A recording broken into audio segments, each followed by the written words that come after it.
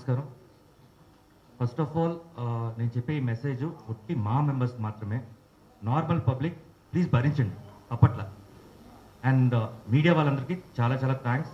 ఎందుకంటే మేము ఎన్నోసారి మా డైరీ ద్వారా కానీ లేకపోతే లెటర్స్ ద్వారా కానీ ఏదైనా ఒక చిన్న ఒక మీడియా ద్వారా ఇలా మా మెంబర్సే వచ్చి మాట్లాడినప్పుడు ఇది కరెక్ట్ కాదు, వాళ్ళు చెప్పింది కరెక్ట్ కాదని చెప్పి మేము ప్రూఫ్స్ తోటి వాళ్ళకి అందరికీ 900 మెంబర్స్కి మేము వచ్చేసి మెసేజెస్ కానీ లేకపోతే లెటర్స్ కానీ పంపించేస్తాం. Too much of TDS work చెప్తున్నాం.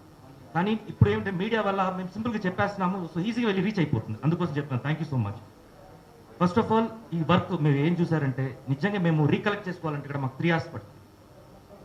3 hours పడుతుంది అనమాట. మొత్తం ఈ వర్క్ అంతా ఏం చేస్తాము, డేటాస్ అన్ని మళ్ళీ తీసుకొని ఎవ్రీ డేటా మా మెంబర్స్ చెప్తున్నాను, ఎవ్రీ డేటా మన ఆఫీస్లో రికార్డ్ అయి ఉంది. ఆ లిస్ట్ మీకు ఎవరు డౌట్ అయినా అక్కడ నన్ను డైరెక్ట్గా అడగచ్చు, మెంబర్స్ ఎవరికైనా డైరెక్ట్గా అడగచ్చు. ఆఫీస్లో వెళ్ళి సురేష్ గణేష్ ఉన్నారు, వాళ్ళ దగ్గర వెళ్ళి మాట్లాడచ్చు.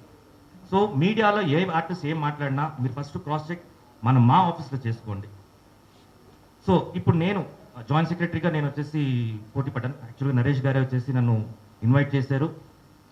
సార్ ఏదైనా పర్వాలేదు, means like first of all నేను రావడానికి నేను వచ్చేసి ఇంట్లో ఆలోచించుకొని మేము డిసైడ్ అయిన తర్వాత సరే అనేసి సరే ట్రై చేద్దాం. బికాస్ నరేష్ గారు నాకు ముందు నుంచి తెలుసు, ఈ స్ట్రైట్ ఫార్వర్డ్ పర్సన్. సో మేము జాయిన్ అయ్యాము. జాయిన్ అయిన తర్వాత ఏం చేస్తాం, నీకు ఏది బెటర్ అనుకుంటే ఫస్ట్ టైం ఎంటర్ అవుతున్నాను, నేను ఓటింగ్ వరకు వచ్చాను తప్ప లోపల పనులు ఏమి నేర్చుకోలేదు, నేను మీ ఇష్టం చెప్పాను. జాయింట్ సెక్రటరీగా వచ్చేసి పోటీ చేయమన్నారు, పోటీ చేశాను, విన్ కూడా అయ్యాము. ఫస్ట్ 2 months అంటే ఫస్ట్ అబ్జర్వింగ్లోనే ఉంటాను నేను. మా మీటింగ్స్ జరిగినప్పుడు కూడా అబ్జర్వింగ్ ఉంది. ఫస్ట్ నేర్చుకుని ఏంటంటే అక్కడ గొడవలే. నిజంగా చెప్తాను, నేనైతే ఫ్రాంక్గా చెప్తున్నాను. ఫస్ట్ అయితే గొడవ నేను క్లారిఫై చేస్తాను.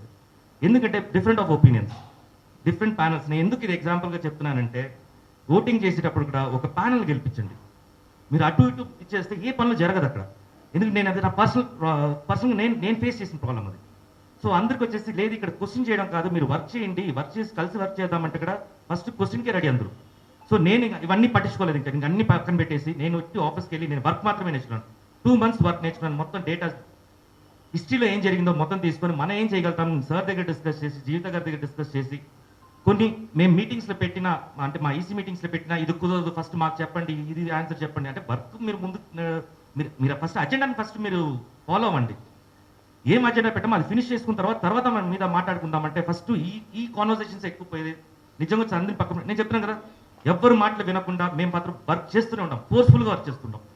ఎవరు వచ్చి క్వశ్చన్ చేసినా ఆన్సర్ గట్టిగా చెప్పేవాళ్ళు.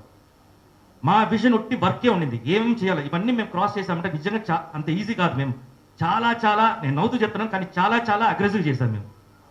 దీంట్లో రాజీవ్ కనకాల కూడా ఉన్నాడు. రాజీవ్ కనకాలకి షోల్డర్ పెయిన్ ఉంది, సో తను రెస్ట్ తీసుకున్నాడు 2 monthsగా, ఇంకా రెస్ట్లో ఉన్నాడు. కాబట్టి మీరు డైరెక్ట్గా ప్రెస్ వాళ్ళు మీరు అందరూ ఫ్రెండ్స్ ఉన్నారు డైరెక్ట్గా రాజీవ్ కనకాలకి అడగచ్చు.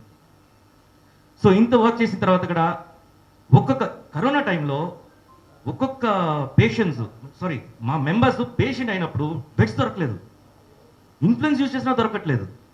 నైట్ 3 o'clock కాల్ చేసేసి ఆక్సిజన్ లెవెల్స్ తగ్గిపోతుంది, వాళ్ళు స్ట్రక్చర్ తీసి బయట పెట్టారు. అంటే ఆర్టిస్టులు అంటే క్యారెక్టర్ ఆర్టిస్ట్ ఉంటారంటే దాని వెనక వచ్చేసి ఇంకా తక్కువైన ఆర్టిస్ట్ అంటే ఫేస్ వాల్యూస్ తెలియని వాళ్ళు ఉంటారు. అది మనకు తెలుసు, మన మెంబర్ కాబట్టి మేము పర్సనల్గా వాళ్ళతో మాట్లాడతాం కాబట్టి మాకు తెలుసు. హాస్పిటల్స్లో అవన్నీ చూసుకోవట్లేదు, స్ట్రక్చర్ తీసి బయట పెట్టేస్తారు నైట్ 3 o'clockకి. ఆ రోజు నైట్ మేము ఫోన్ చేసి నా సార్కి మెసేజ్లు పెట్టేసుకొని మార్నింగ్ 6 o'clockకి అయినా ట్రై చేస్తే నెక్స్ట్ డే 3 o'clockకి మాకు దొరికింది. ఇంత టఫ్ ఫేస్ చేస్తాం మేము. సో చేస్తూ అందరి దగ్గర సర్వీస్ కోసమే చూసుకుంటూ సర్వీసే మా ద మెయిన్ కాస్ట్ పెట్టుకొని మేము ముందుకే వెళ్ళాము. ప్రతి వర్క్ వెనక ఎమోషన్ ఉందండి. ప్రతి వర్క్ మేము చేసిన దాంట్లో ఒక ఎమోషన్ ఉంది. మీరు ఏమీ జరగట్లేదు అనేసి ఒక చిన్న మాట అనేస్తే చాలా బాధగా ఉంది. మేము అది నిజంగా వచ్చేసి ఎలా తీసుకోవాలో అర్థం కావట్లేదు. బట్ గుర్తుపెట్టుకోండి, మీరు ఎవరైనా రావచ్చు. ఈ కమిటీ ఇప్పుడు జరుగుతుంది కదా, ఇంకా 2 months ఉంది కదా. నేను చెప్పేది ఎలక్షన్ సార్, 2 months ఉంది కదా, ఇంకా 2 months ఇంకా వెయిట్. ఇంకా 2 monthsలో మాకు ఇంకా పని ఉంది. ఏంటంటే నెక్స్ట్ ఆర్టిస్టులు డబ్బులు కట్టుకోలేకపోతున్నారు మన లైఫ్ మెడికల్ ఇన్సూరెన్స్కి. సో దానికి మేము మొబైల్ మన ఫండ్స్ తీసుకోకుండా బయట నుంచి మా ఫ్రెండ్స్ దగ్గర నుంచి మీరు అడాప్ట్ చేసుకోండి, 30,000 rupees ఒక ఆర్టిస్ట్కి ఇన్సూరెన్స్ అవుతుంది, మీరు అడాప్ట్ చేసుకుని ఎంత నేను పర్వాలని చెప్పేసి ఇంకా గ్యాదర్ చేస్తున్నాం మేము. దీంట్లో ఇప్పుడు దాకా ఒక 15 lakhs దాకా తీసుకున్నాం, ఇంకా మేము చేయాలి. సో ఈ టైం కూడా వచ్చి వేస్ట్ మాకు. మేము మళ్ళీ మీకు ఎక్స్ప్లెనేషన్ ఎందుకు ఇస్తూనే ఉండాలంటే కుదరదు. మీరు వచ్చి మీరు వర్క్ చేస్తే లేకపోతే మీరు తెలుసుకోవాలనుకుంటే వచ్చి తెలుసుకోండి, వెయిట్ చేయండి, మేము ఫినిష్ చేసి హ్యాపీగా వెళ్తాం మేము. సో